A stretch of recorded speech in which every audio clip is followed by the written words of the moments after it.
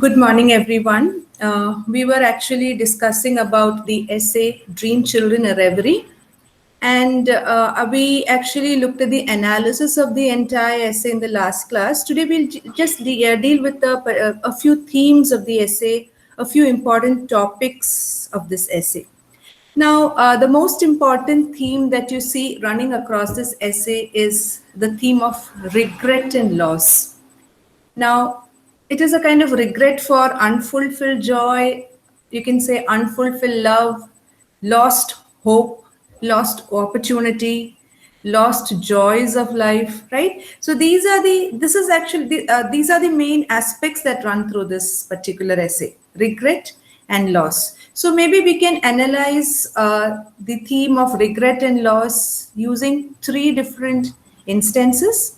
The first instances would be the loss of past happiness, which is represented by the house. You know, we talked about the house with its carved mantle piece, which had the story of the lost children or the children in the woods etched upon them, the children who were murdered by their uncle for getting the money or getting wealth, right? And we also read about the mantle that was pulled down by a foolish rich person, right? And so this happiness, this house, it actually represents loss of past happiness. And also we learn about the great grandmother of Charles Lamb, Mrs. Field, and his brother John Lamb, right? So when we analyze their lives, also we realize that both the great, that is a grandmother Field and also his brother John, died painful deaths, and Charles Lamb watched on, being then left alone without their presence. He couldn't experience their love and care, and what he missed most was their presence. When he talks about John Lamb, he says, I missed him all day long, and I did not know till then how much I had loved him, right? So, and the second aspect, when we look at the second aspect, we realize that it is the loss of the woman whom he loved, Alice Winterton. So he describes the regret and loss of losing his beloved Alice, right? So Lamb had courted Alice Winterton for almost 7 long years, and she was a very it was not easy to kind of court her. She was a very difficult kind of woman to be courted. But he pursued her very faithfully. But what we see at the end is their love was a failure. I mean, she never reciprocated his love. And that is the reason why the dream child is named Alice, because of the longing that he had for Alice Winterton. And when he looks at Alice, he sees the soul of the first Alice looking out with her eyes. There's such a reality of representment. You don't know which is the Alice, whether it's the younger Alice or the elder Alice, right? So even Lamb says, I was doubtful of which one stood before me, right? And the third aspect is the children, the dream children, the reverie. When you talk about the reverie, a dream, right? Reverie means a dream. So the third aspect is the children who were never there.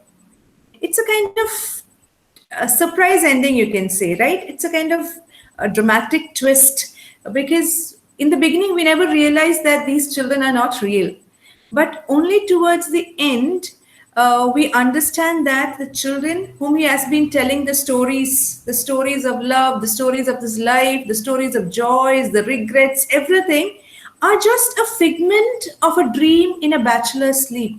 So these are the children that would have been, or could have been, or that might have been, if Alice had reciprocated Charles Lamb's love for her, right? But now they're not real. So they're just phantoms of a dream. They're just, the figments of his imagination, something that he really wanted to happen but never happened. And whom he really has with him is the faithful Bridget, right? His sister sitting next to him. And she is the only one who never leaves him. So the only person whom he has with him is Mary Lamb or his sister Bridget Lamb. When we analyze another aspect of this essay, we realize how much pain Lamb feels at the loss of his relatives. He feels, and he has a lot of memories. He feels pain for his lost pleasurable time.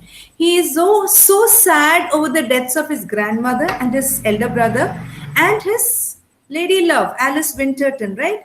And he also misses his childhood, where he used to spend the place where he used to spend his holidays, the great mansion where his grandmother Field lived, the beautiful orchard, the garden in Norfolk, right? And he misses his grandmother, who was a very loving, a very religious, and a very pious, generous lady. He misses her very much. He misses the time he spent wandering around in that great house, looking at the sculptures, looking at the fish in the pond, watching the trees, looking at the trees, the fruit, everything. He misses all that.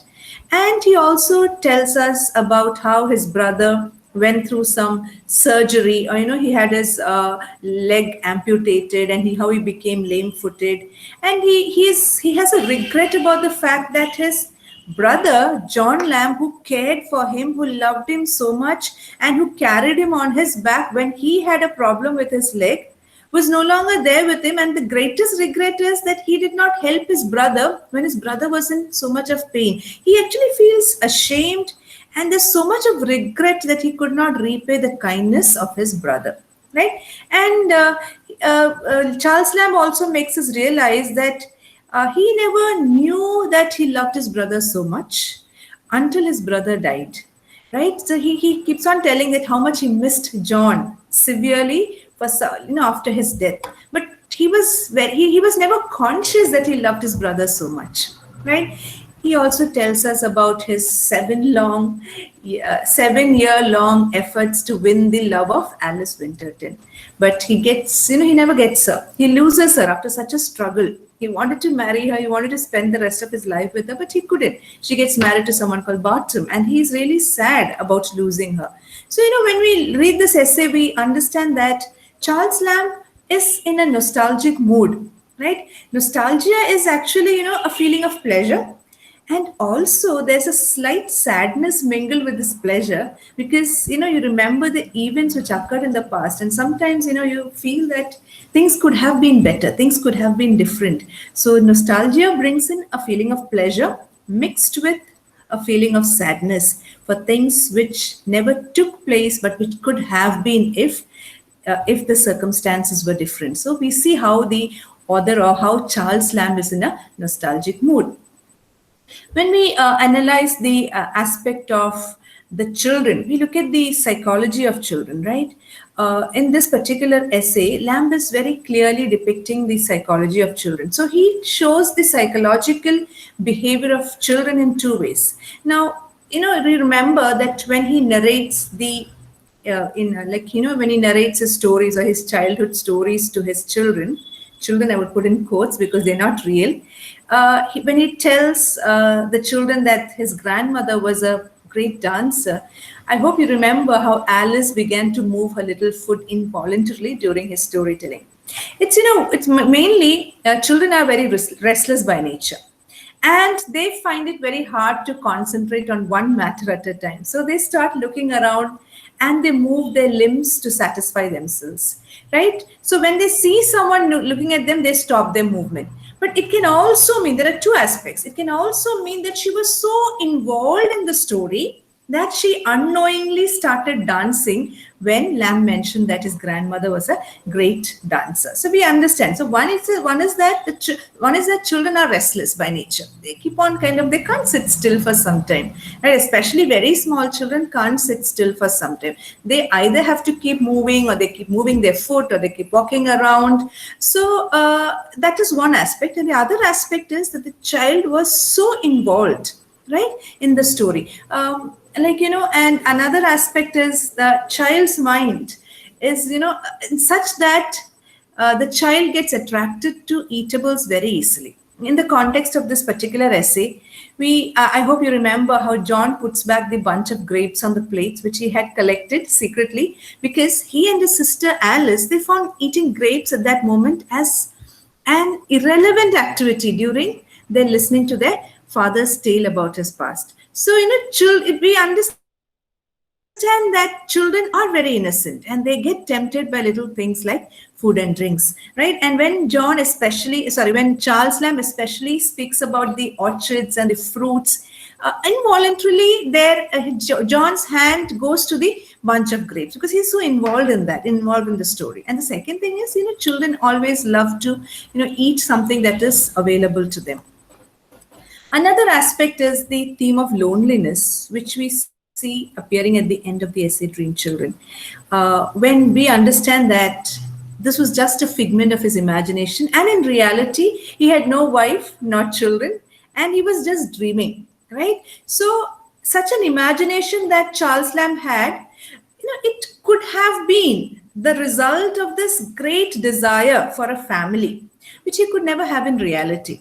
So this particular essay is about a lonely bachelor, right, who had a very happy childhood, but a very sad adult age. He felt very lonely because in his childhood he had his grandmother, his brother, his sister, but now, he's with his sister, right? And she is not psychologically normal. She, as I told you, she had a lot of mental illness, and to live with a person with mental illness is not that easy. This mental illness is, I think, it's far worse than physical illness. So he had Bridget to take care of, but he always felt lonely because he never had a wife nor children. So he always tries to dream because his mind is full of this desire for a family. And when he cannot have a family in reality, he tries to dream about that. So that is what we see in this particular essay. So to conclude, we can say that the response of the children makes the essay very dramatic, and it explains the effect of the essay on their mind, right? So on one hand, we find that their actions make their characteristic features clear. So, when I told you that, when Alice feels very uncomfortable, she feels very sad when she hears about the grandmother's disease, right? And she starts dancing when she hears that the grandmother was that her father's grandmother was a very good dancer, right? So this is, the innocence, and even John putting back the grapes on the plate. This shows their innocence and the ability of Charles Lamb also to control his senses, right? It's a dream, right? So the actions of the children show that the children were feeling constantly influenced by their father's description. But there is an unexpected turn, towards the end of the essay, because we don't understand that this is a dream, right? The way the description is given never makes us realize that it was just a dream, right? And the fact that it was a dream adds to the suspense element of the essay, and it makes it open-ended. It's not a close-ended essay. It's an open-ended essay. So the ending makes the essay even more psychological than the mention of the narrator's feeling and the response of the children to it. So the surprise ending of the essay also points towards the inability of Lamb to get his love positively responded. Like Alice never responded positively to his love, right? And the children that have been so close to him in his dream represent the dream or the aspirations that he had while trying to woo his beloved, right? He tried to court her. So we understand that the relationships of the narrator with his grandmother Field and his brother, they're described very clearly, and this description has been a vehicle to clarify the characteristic features of Lamb. It helps us to develop the theme of family relationships as well as the theme of loss, and that is what makes this essay very dramatic. As I told you earlier, this essay highlights the themes of loss and regret in Lamb's life. So the narrator reflects very nostalgically on his childhood. He regrets the loss of his dear ones. He also feels very depressed on the loss of his unrequited love, right? He had loved Alice Winterton so much, and he regrets that he was not able to marry her. And he also regrets the fact that the happy and joyful days of his childhood are gone forever in the blink of an eye. right? And he takes the loneliness that he faced in his adulthood is something that he takes to his heart. He desperately yearns for the return of the happier days of his life.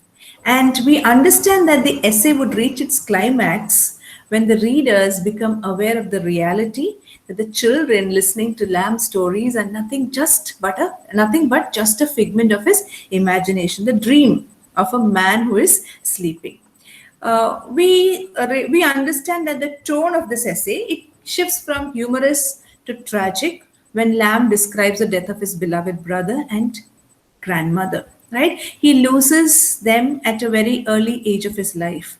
And his unfulfilled longings, his desires are also evident in his work when he narrates to the children the events and incidents from his past life. So we understand that this particular essay, Dream Children, which revolves around the happy childhood days and the lonely adult age, brings to the mind I can say, the transient nature of life, where nothing remains forever in an individual's life. Everything is transient. There's nothing that is permanent, right? Things in our lives would come and go.